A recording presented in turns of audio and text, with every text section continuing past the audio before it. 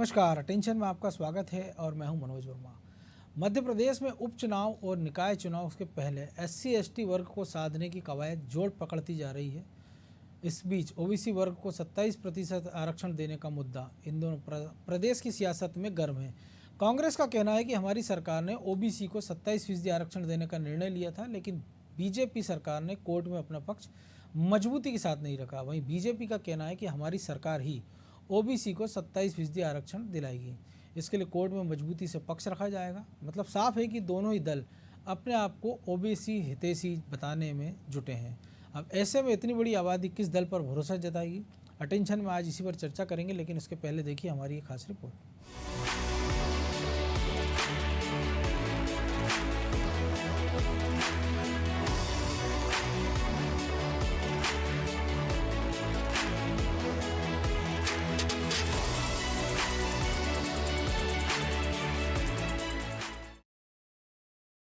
मध्य प्रदेश में ओबीसी आरक्षण का मुद्दा बार बार प्रदेश की राजनीति में भूचाल मचा रहा है। आधी आबादी यानी लगभग 51% पिछड़ा वर्ग को 27% आरक्षण देने के मामले में भाजपा और कांग्रेस दोनों ही दल आमने सामने हैं। हाईकोर्ट जबलपुर में मौजूदा आरक्षण 14% को बरकरार रखने के आदेश के बाद से दोनों ही दल अपनी पार्टी को ओबीसी हितैषी बताकर वोट बैंक की राजनीति को आगे बढ़ाने में लगे हैं। इसे लेकर लगातार बयानबाजी भी चल रही है, लेकिन उपचुनाव और नगरीय निकाय चुनाव से पहले SC/ST वर्ग को साधने में जुटे बीजेपी कांग्रेस को ओबीसी महासभा ने तगड़ा झटका दिया है। ओबीसी आरक्षण को लेकर अचानक से सीएम हाउस के घेराव का ऐलान कर दिया गया। भारी पुलिस बल के कारण वे अपने मंसूबे में तो कामयाब नहीं हुए, लेकिन सरकार को बचाव की मुद्रा में आना पड़ा। पहले नगरीय प्रशासन मंत्री भूपेंद्र सिंह ने कहा, बीजेपी ही ओबीसी को उसके आरक्षण का लाभ दिलाएगी। इसके लिए सरकार सुप्रीम कोर्ट में अपना पक्ष मजबूती के साथ रखेगी। वहीं मंत्री भूपेंद्र सिंह ने कांग्रेस को पिछड़ा वर्ग का विरोधी भी बता दिया। मध्य प्रदेश में क्योंकि ओबीसी की आबादी 50% से अधिक है, इसलिए ओबीसी को 27% आरक्षण मध्य प्रदेश में मिलना चाहिए और पूरी ताकत के साथ ये पक्ष हम उच्च न्यायालय में रखेंगे कि मध्य प्रदेश में ओबीसी को 27% आरक्षण मिलना चाहिए। हमारी सरकार इसके पूरी तरह से समर्थन में है। ये आग्रह जो लोग भी आज आंदोलन कर रहे हैं तो वो कृपया आंदोलन ना करें। सरकार पूरी तरह से 27% आरक्षण के समर्थन में। कांग्रेस कभी नहीं चाहती कि ओबीसी को 27% आरक्षण मध्य प्रदेश में मिले। ये सिर्फ कांग्रेस का राजनीतिक एजेंडा है। 1955 में जातिगत जनगणना पर उस समय नेहरू जी ने रोक लगाई और उस कारण से जातिगत जनगणना नहीं हो पाई और नहीं तो उस समय ओबीसी को आरक्षण मिल जाता। कांग्रेस हमेशा ओबीसी के खिलाफ रही है। मध्य प्रदेश में आज तक कभी ओबीसी का मुख्यमंत्री नहीं बना। ओबीसी जो हमारा पिछड़ा वर्ग आयोग है, उसको संवैधानिक दर्जा देने का काम भारत सरकार ने पहली बार किया है। कांग्रेस की सरकार में कभी संवैधानिक दर्जा नहीं है। उधर मध्य प्रदेश की पर्यटन मंत्री उषा ठाकुर ने ओबीसी आरक्षण की तुलना में आर्थिक आधार पर आरक्षण की वकालत की है, तो वहीं ओबीसी महासभा के आंदोलन को कांग्रेस ने समर्थन दिया है। इसको लेकर कमलनाथ ने ट्वीट भी किया, जिसमें उन्होंने लिखा है कि हमारी सरकार ने ओबीसी वर्ग के हित के लिए उनके आरक्षण को 14% से बढ़ाकर 27% करने का निर्णय लिया था। शिवराज सरकार में इच्छा शक्ति के अभाव, कमजोर पैरवी और ठीक ढंग से पक्ष नहीं रखने के कारण यह आज तक लागू नहीं हो पाया है। उन्होंने अपने 15 माह के कार्यकाल में शपथ लेने के कुछ दिनों बाद ही जो हमारा जनता से घोषणा पत्र में वायदा था, उसके अनुरूप 27% ओबीसी आरक्षण की घोषणा न की, बल्कि उसको अमल में लाना प्रारंभ कर दिया था। उनकी नीयत साफ नहीं होने के खातिर कोर्ट में बड़े लॉयर वो उपस्थित नहीं करवा पाए, इसलिए माननीय न्यायालय ने उस आरक्षण को लेकर जो फैसला दिया है उसकी दोषी सिर्फ और सिर्फ शिवराज सिंह जी की सरकार है। बड़े लॉयर क्यों नहीं कोर्ट में उपस्थित हुए, या सरकार ने क्यों नहीं कि इसका जवाब देना होगा मुख्यमंत्री जी को। सरकार खुद और शिवराज सिंह जी स्वयं ओबीसी विरोधी हैं। कांग्रेस इस मामले में क्यों कूदी, इसके पीछे भी कारण है। 2018 में कमलनाथ के नेतृत्व में बनी कांग्रेस की सरकार ने 2019 में कैबिनेट में एक प्रस्ताव पारित कर राज्य में ओबीसी का आरक्षण 14% से बढ़ाकर 27% करने का फैसला किया था। मामला आगे बढ़ता उससे पहले ही मध्य प्रदेश लोक सेवा आयोग की परीक्षा में बैठने वाले कुछ छात्रों ने फैसले को हाई कोर्ट में चुनौती दे दी और कोर्ट ने मामले पर स्टे दे दिया और अब हाई कोर्ट ने 14% से अधिक के आरक्षण पर लगी रोक के अंतरिम आदेश को बरकरार रखा है और अब ये मामला सुप्रीम कोर्ट तक पहुंच गया है, जिस पर सुनवाई 10 अगस्त को होगी। जाहिर है ये ऐसा जिन है जो बोतल से बाहर हो गया है, लेकिन बोतल के अंदर कैसे जाएगा किसी को नहीं पता। सरकारें भी चाहेंगी कि इसका निर्णय कोर्ट से हो, क्योंकि सुप्रीम कोर्ट ने कोटा नहीं बढ़ाया तो सरकारों पर अन्य लोगों को आरक्षण के कोटे को कम करने का दबाव पड़ेगा। अगर ऐसा किया तो ये भी सरकार के लिए घातक होगा। ब्यूरो रिपोर्ट, अनादि टीवी।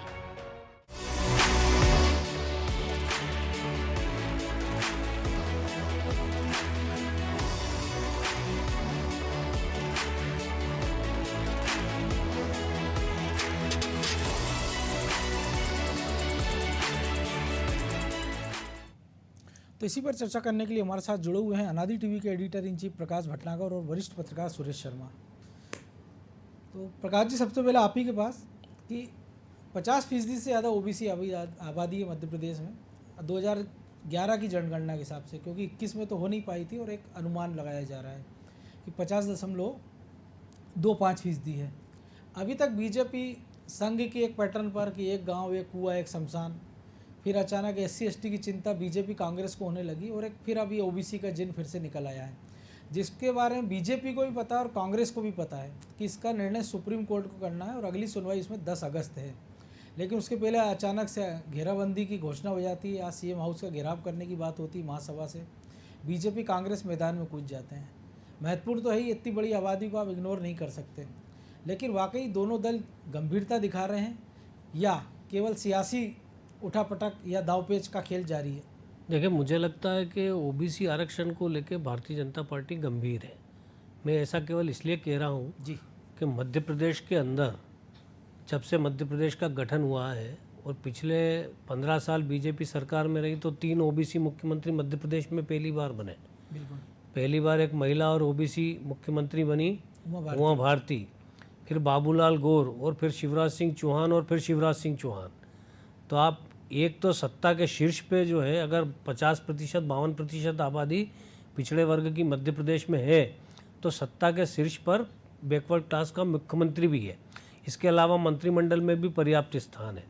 तो हम बीजेपी की इस नीयत पर शंका नहीं कर सकते कि वो ओबीसी आरक्षण के पक्ष में नहीं है। उसे 27% आरक्षण चूँकि कमलनाथ की सरकार का पॉलिटिकल दाव था, अब वो उसे कर गई है, बीजेपी उससे पीछे हट नहीं सकती है। तो अब मामला सुप्रीम कोर्ट के अंदर है और कोर्ट में जब डिसीजन होगा तभी होगा। लेकिन सवाल जो नीयत का है तो मुझे नहीं लगता कि बीजेपी की नीयत पे आप शक कर सकते। उसका एक पॉलिटिकल कारण भी मैं बता सकता हूँ कि जब 98 में भारतीय जनता पार्टी उम्मीद के विपरीत चुनाव हार गई थी, तब ठाकरे जी ने एक कमेटी गठित की थी मध्य प्रदेश में बीजेपी की हार के कारण जानने के लिए, और बाबूलाल गौर ने उसके अध्यक्ष थे। तो उन्होंने जो रिपोर्ट दी थी उसमें ये कहा था कि हम पिछड़े वर्ग का समर्थन हासिल नहीं कर पाए हैं और मध्य प्रदेश में 52% आबादी जो है पिछड़े वर्ग की है। उसके बाद 2098 की बात है ये, उसके बाद जब बीजेपी ने परिवर्तन किया तो हम देख रहे हैं कि तब से पिछड़े वर्ग का नेतृत्व है।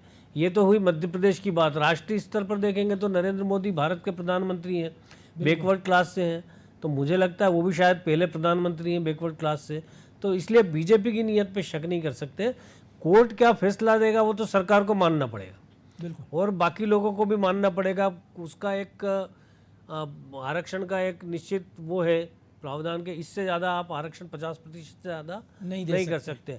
महाराष्ट्र में मराठा आरक्षण, राजस्थान में गुर्जर आरक्षण, हरियाणा में जाट आरक्षण, ये सब तरह के विवाद चलते रहे, लेकिन इनका कहीं कोई निराकरण अभी तक निकला नहीं है। बिल्कुल। सुरेश जी, आप भी सुन रहे थे प्रकाश जी को। एक और चीज़ है कि 50% से ज़्यादा ओबीसी की आबादी, लेकिन हमने बिहार और उत्तर प्रदेश में देखा कि और छोटे छोटे समूह में उनको तोड़ दिया, जैसे दलित, फिर उन्होंने कहा महादलित, अति दलित, पिछड़ा, महापिछड़ा, अति पिछड़ा, ऐसी ऐसी कई कैटेगरी बन गई। मध्य प्रदेश में भी जो 50% आबादी है उनमें से 91 जाति और उपजाति हैं। तो कल को जाति उपजाति से भी ऐसी मांग निकल आएगी कि 27% में से हमारी संख्या इतनी है तो इतना आरक्षण हमको मिले। तो जो एक देश को जोड़ने की बात कर रहे हैं कि दिल्ली हाई कोर्ट कहता है कि जाति का बंधन तोड़ दिया जाए, अब देश समाज एक हो रहा है, और नेता बहुत नीचे तक जा रहे हैं। जो वोटों की जो उनकी वो पैटर्न चेंज करने की कोशिश है कि ज़्यादा से ज़्यादा वोट हासिल हो, वो कैसे हो, तो वो जो टुकड़ों में तोड़ने की एक रचना चल रही, व्यू रचना चल रही कह सकते हैं, तो वो देश को और समाज को कहाँ ले जाएगी।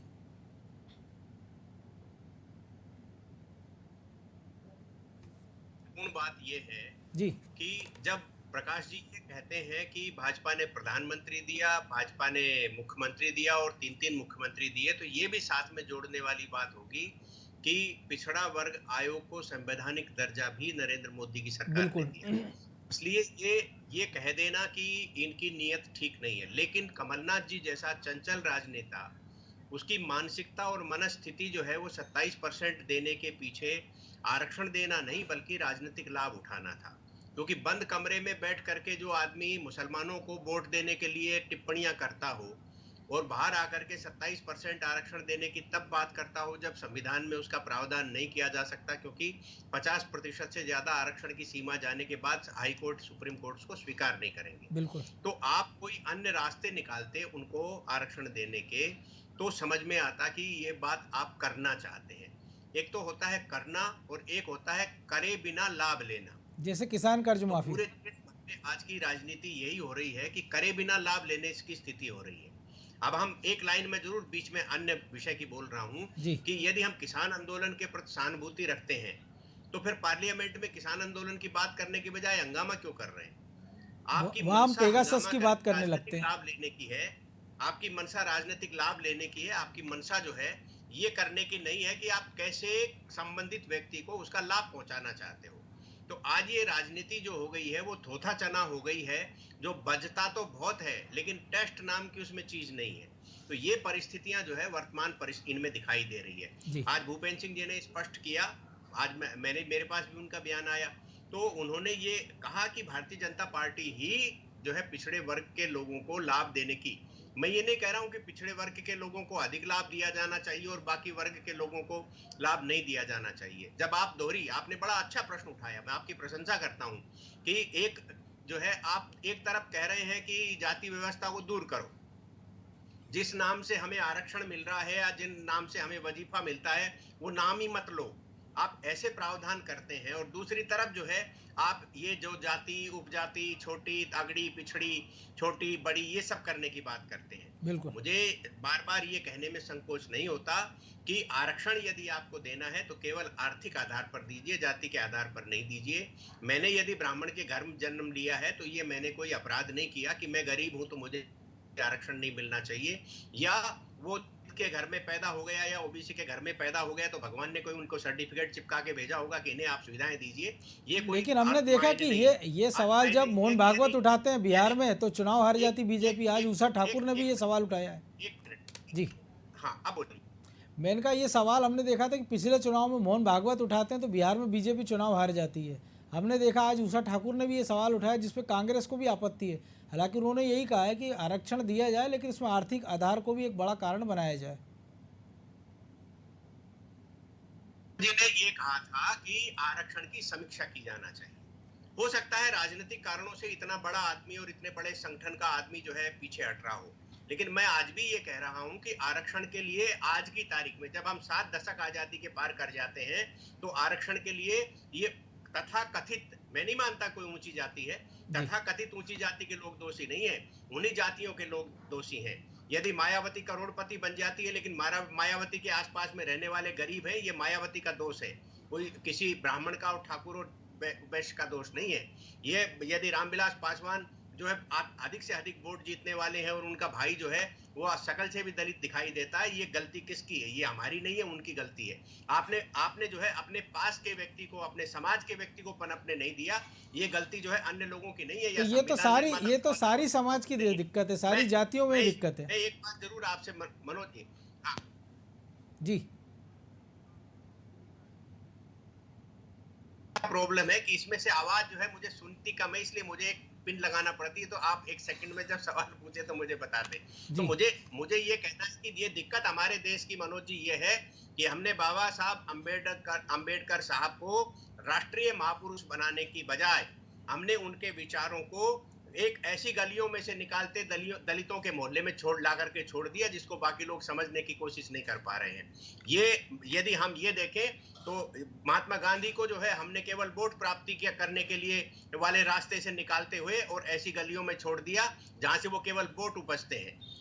फिर मैं आपको एक बड़ी टिप्पणी कर रहा हूं।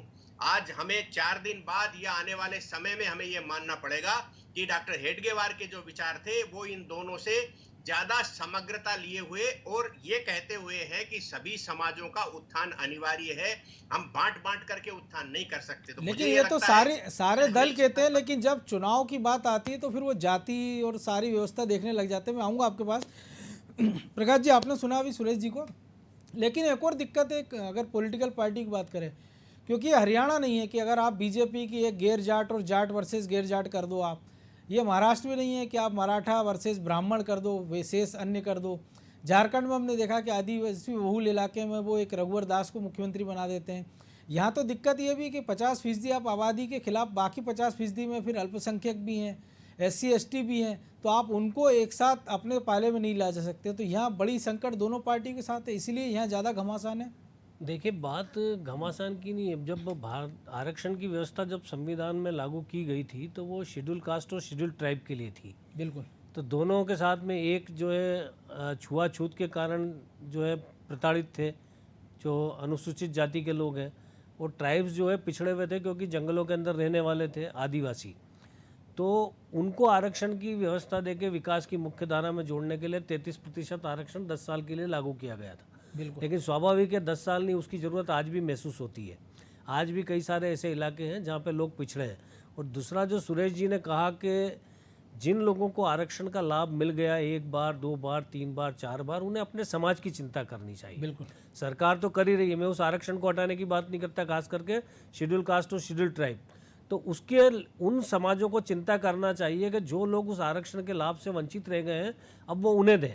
क्योंकि अगर आप एक बार आपके परिवार में 4 लोग आरक्षण का लाभ प्राप्त करके पढ़ लिख गए, साधन समृद्ध हो गए, तो अब आपका दायित्व बनता है कि आप कंपटीशन में आए और उस आरक्षण के लाभ को अपने समाज के दूसरे लोगों के लिए छोड़ दें। ये एक अच्छी परिकल्पना, संसाधन उपलब्ध कराएं कम से कम अपने ये एक पास अच्छी संसाधन उपलब्ध तो सरकार करा रही है, बिल्कुल संसाधन भी उपलब्ध करा रही है। लेकिन उसके बावजूद भी चूंकि जिनके साथ में छुआछूत का व्यवहार हुआ, अछूत का व्यवहार हुआ, तो उनकी जो मानसिक प्रताड़ना उसको हम कम नहीं कर सकते। तो वो धीरे धीरे समाज बदल रहा है, लेकिन अभी भी कई जगह है। तो मुझे लगता है कि उसकी ज़रूरत है। लेकिन अब उन समाजों को सोचना चाहिए कि हमारे जो लोग वंचित रह गए हैं वो मुख्य धारा में कैसे आए, क्योंकि सरकार तो कर रही सरकार के तरीके से। बिल्कुल। दूसरी बात यह कि जो शेड्यूल ट्राइब है उनके साथ छुआछूत का व्यवहार तो नहीं है, लेकिन वो बहुत अति पिछड़े इलाकों में रहते हैं, दुर्गम क्षेत्रों में रहते हैं, और वहाँ तक विकास के साधन तो, लेकिन आज हम देख रहे हैं कि वहाँ भी काफ़ी सारा विकास है। इसके अलावा बैकवर्ड क्लास में तो कोई किसी तरह का सामाजिक वो नहीं है। बैकवर्ड क्लास का जो कॉन्सेप्ट आया है उसके अंदर हम अधिकतर बैकवर्ड क्लास को देखेंगे तो वो आर्थिक रूप से सक्षम है, खेती बाड़ी से जुड़े हैं, चाहे पाटीदार हो, चाहे कुर्मी हो, चाहे यादव हो, चाहे गुर्जर हो। आमतौर पे ये समृद्ध समाज है। ये सामाजिक तौर पे पिछड़ा हुआ था, शैक्षणिक तौर पे पिछड़ा हुआ था। तो अब वो स्थितियां भी उनकी दूर हो गई है। अब पढ़े लिखे लोग हो गए, जो उनकी नई जनरेशन है वो अच्छी पोस्ट पे जा रही है, कंपटीशन में है। तो मुझे समझ में नहीं आ रहा कि हमारे देश में हर जाति को आरक्षण क्यों चाहिए। बिल्कुल। तो समाज के अंदर गरीब तबका तो किसी भी वर्ग का हो सकता है। अगर हमें ये आधार देखना है तो हमने लिख दिया कि गरीबों को 10% आरक्षण, सामान्य वर्ग में जो 10% गरीब है हम उसको 10% आरक्षण दे देंगे। समस्या का समाधान नहीं होगा। सवाल ये है कि सारी चीज़ों पे आप योग्यता के आधार पे लाओगे तो जो लोग पिछड़े रह गए उन्हें बराबर की स्थिति में लाने के लिए अब उन समाजों को खास करके चिंता करना चाहिए जो आरक्षण का लाभ ले चुके हैं, जो 4-4 बार उनका परिवार साधन समृद्ध हो चुका है, अपने बच्चों को अच्छे से पढ़ा लिखा रहा है, कम से कम वो आरक्षण का लाभ लेना छोड़ दें। तो इसके लिए हमें जागरूकता फैलानी, लेकिन जैसे ही हम ये बात करेंगे तो राजनीति आड़े आ जाएगी। बिल्कुल। जो भी ये बात करेगा वो आरक्षण का विरोधी घोषित हो जाएगा। तो इस देश में कोई भी पॉलिटिकल पार्टी वास्तविक स्थिति पर बात ही नहीं करना चाहती, बिल्कुल, क्योंकि आरक्षण एक ऐसा मुद्दा, जैसे आपने कहा कि बिहार में मोहन भागवत ने ये बोला संघ प्रमुख ने, और उसके बाद में बीजेपी चुनाव हार गई। तो बात यही है कि जब पूरा देश या जो समाज है वो उसका वोटों की जो राजनीति है उसमें ना तो राजनीतिक दल ऐसा कुछ चाहते हैं। आज अगर बीजेपी पूरी ताकत से कह रही कि हम 27% आरक्षण के साथ हैं, तो निश्चित तौर पे मानना चाहिए कि वो हुए। उनकी नीयत की बात मैंने पहले कह दी। दूसरी बात यह कि पॉलिटिकली वो पीछे नहीं हट सकते, बिल्कुल। उनके पास इसके अलावा अब कोई चारा नहीं है कि वो इसी चीज़ को आगे बढ़ाएं। एक और चीज़ है सूरज जी, हम जब देखते हैं कि जो भटनागर जी ने कहा, आपने भी कहा कि अभी जब जनगणना की बात आई तो फिर कांग्रेस ने कहा या कमलनाथ मुख्यमंत्री थे कि आदिवासी इसमें अपना धर्म हिंदू ना लिखें, बीजेपी ने कहा हिंदू लिखना चाहिए। तो कई ऐसे मुद्दे आते हैं तो वो हिंदुत्व की बात होने लग जाती, चाहे बीजेपी हो, संघ हो, कांग्रेस हो, सॉफ्ट हिंदुत्व की बात करने लग जाते हैं। लेकिन जैसे वोटों की चिंता होती है तो जाति समाज से परे हट के वो ये देखते हैं कि वोट दिलाने वाला कौन है, चाहे वो टिकट बांटने में देख लीजिए, चाहे वो उनकी पॉलिटिकल जो नियुक्तियाँ होती हैं कि अध्यक्ष उन्होंने कहा कि अगर एससी का है तो कोशिश करेंगे कि मुख्यमंत्री ओबीसी का हो जाए या अदर कास्ट का हो जाए। तो ये सारे कॉम्बिनेशन बनाने की बात करते हैं, लेकिन ऐसा कोई फार्मूला वो भी तो निकाल सकते हैं कि जो समाजें हैं, जो भटनागर जी ने कहा कि सबको इसका लाभ मिल पाए। सबको आप आरक्षण नहीं दे सकते। जिनको आपको लगता है कि शैक्षिक आरक्षण की ज़रूरत है पढ़ाई लिखाई में, उसको आप वहाँ बढ़ा दीजिए। जिनको आपको लगता है कि निर्धन है या किसी और कारण से वो पिछड़ रहा है तो उसको वहाँ आरक्षण का लाभ दे दीजिए। उसकी अलग अलग आप कैटेगरी बना दीजिए। तो जी एक बात आप और भी विचार करिए साथ के साथ कि जब हम आजादी के 7 दशक पार कर गए हैं और हमें 75वां वर्ष मनाने जा रहे हैं हम, तो हमें इस बात पर निश्चित रूप से विचार करना पड़ेगा कि जो हमने सुविधाएं जनता के बीच में दी, या हमारी जो आर्थिक नीतियां हैं, या हमारी सामाजिक सुधार वाली जो नीतियां हैं सरकार के माध्यम से संचालित जो हो रही थी, वो आफ्टर ऑल किस श्रेणी में है और उनका जो है ताकत कितनी है। तो हमें ये विचार करना पड़ेगा। जब हम 7 दशक के बाद ये कह रहे हैं कि एक और समाज खड़ा करें हम आरक्षण देने के लिए, और हम अपनी तरफ से, यानी सरकार तय कर रही है कि ये बैकवर्ड क्लासेस हैं, बैकवर्ड जातियां हैं, यानी आप जो जातियों ने कब कहा कि हम बैकवर्ड होना चाहते हैं, या कोई कहना चाहेगा कि हम बैकवर्ड होना चाहेंगे? तो आपने जो है एक मंडल कमीशन के नाम पर एक ऐसा राजनीतिक ड्रामा रचा जिसके कारण पूरा देश जो है एक प्रकार के उस भंवर में फंस करके रह गया। तो हमको इन बातों से विचार करना पड़ेगा, और आज समीक्षा इस बात की करने की आवश्यकता महसूस करता हूं मैं। आरक्षण आप दीजिए नहीं दीजिए, प्रकाश जी की बात से मैं सहमत हूं कि फिर लोग आरक्षण विरोधी कहने लग जाते हैं कि ये तो भैया विरोध करता है, और फिर मेरे जैसे व्यक्ति पर तो तत्काल कह दिया जाएगा ये तो ब्राह्मण है इसलिए विरोध कर रहा होगा। तो यहाँ हम पत्रकार के रूप में बात कर रहे हैं, ब्राह्मण और इसके रूप में बात नहीं कर रहे। नहीं, वो तो ये जो आप कह रहे सही है। कल ये संकट है। कांग्रेस से एक हमारे मित्र, कल मैंने अब सवाल पूछा तो उन्होंने कहा आपके यहाँ सीबीआई छापा पड़ जाएगा भाजपा के पक्ष में। तो ये एक समस्या तो है। ऐसी बना दी, इसमें हम इसके लिए वो नहीं कह रहे, क्योंकि राजनीति को हमने बहुत ज्यादा मौके दे दिए। क्योंकि ये बड़ा दुखद है। मैं कई बार मनोज जी टिप्पणी करता हूं कि यदि मान लो किसी की झुग्गी जल गई या पानी भर गया उसमें, तो कहते हैं सरकार मुआवजा दे। भाई ऐसा क्यों कि सरकार सब चीजों के आपको मुआवजे दे? किसी के यहाँ दुर्घटना हो गई तो आदमी कहता है सरकार मुआवजा दीजिए। आप अच्छे से गाड़ी नहीं चलाते हैं और गाड़ी की दुर्घटना होती है तो आप कहते हो सरकार मुआवजा दीजिए।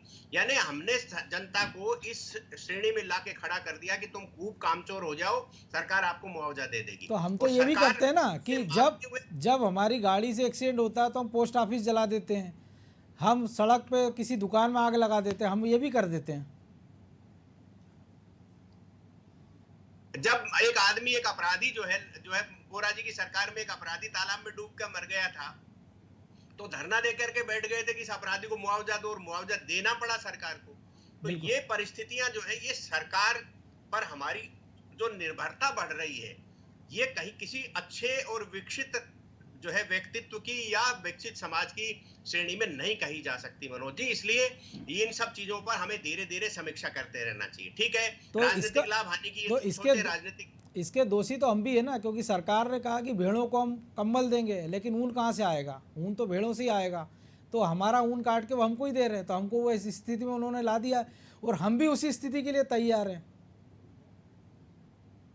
मैं भी एक छोटा सा उदाहरण दे देता हूँ जी। कि झुग्गियों के किनारे पर शराब की दुकान खोली जाती है, जो मुहाने पर, और जो जितना झुग्गी वालों को, गरीबों को जो मुआवजा देते हैं वो रात में दारू की दुकान पे दे आते हैं, जो आबकारी के माध्यम से सरकार तक वापस आ जाता है। तो सरकार कहती तो ये है कि हमने गरीबों को राहत दी, लेकिन वो दारू पिला करके और शाम को निकाल लेती है उनके माध्यम से। प्रकाश जी, तो एक छोटी सी इसलिए प्रतिक्रिया आपकी भी कि इसका फिर हल क्या है? देखिए, लोकतंत्र में जब हमने पूरे समाज को इतनी जातियों में बांट दिया केवल वोटों के लिए, क्योंकि जो बहुसंख्यक राजनीति को हम देख रहे हैं 2014 से, बिल्कुल, तो इसकी ताकत को तोड़ने का एक ही जरिया है जो इसके विरोध में है कि वो समाज को जातियों में बांट दे, आरक्षण के विवाद में बांट दे और जो बहुसंख्यक राजनीति उसको कमज़ोर कर सके। वीपी सिंह ने मंडल कमीशन इसीलिए लाया था क्योंकि राम मंडल मंदिर का वाले जवाब इशू देना के था। ऊपर भारतीय जनता पार्टी उनसे आगे जा रही थी, तो उनको लगा कि अब इसको तोड़ने का एक ही तरीका है मंडल कमीशन। अब मंडल कमीशन में वीपी सिंह की सरकार चली गई और बहुत जल्दी वो 2.5 साल में वो प्रयोग भी फेल हो गया जो गठबंधन सरकार का था। तो मुझे लगता है कि राजनीति में सबके अपने अपने हित होते हैं और समाज का जो व्यापक हित है वो समाज को खुद सोचना चाहिए कि वो किस तरह से देश को आगे बढ़ाने में अपना योगदान दे सकता है। क्योंकि अब राजनीतिक के तो वोटों के लिए समाज को बांटेंगे या राजनीतिक के वोटों के लिए समाज को एक करने की कोशिश करेंगे, तो वो एक भी इसलिए कर रहे हैं कि वोट चाहिए, बांट भी इसलिए रहे हैं कि वोट चाहिए। उसी से ठंडा उसी से गर्म। उसी से ठंडा उसी से गर्म। क्योंकि आप समय और इजाज़त नहीं दे रहा, इसलिए आप दोनों का बहुत बहुत धन्यवाद। तो निश्चित तौर पर एक अंग्रेजी कहावत है कि आप किसी की मदद करना चाहते हैं तो आप उसको मछली पकड़ना सिखाइए, उसको मछली खाना मत सिखाइए। हमारी सरकारें यही कर रही हैं। और जो प्रकाश जी ने कहा कि राजनेता अपने वोट बैंक के लिए समाजों को जोड़ना भी चाहते हैं और समाजों को तोड़ना भी चाहते हैं, लेकिन ये समाज को सोचना होगा कि उसका हित किस में है। एक बड़ा वर्ग जो 7 दशक से इसका फ़ायदा ले रहा है इस आरक्षण का, उसको ये सोचना चाहिए कि उसके समाज के बाकी के लोग, उसके परिवार के बाकी के लोग वो कहाँ खड़े हैं, उनकी मदद के लिए वो क्या कर सकते हैं।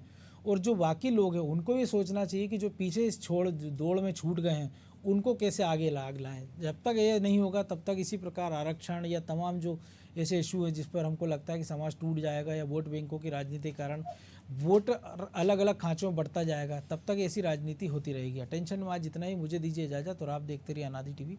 नमस्कार।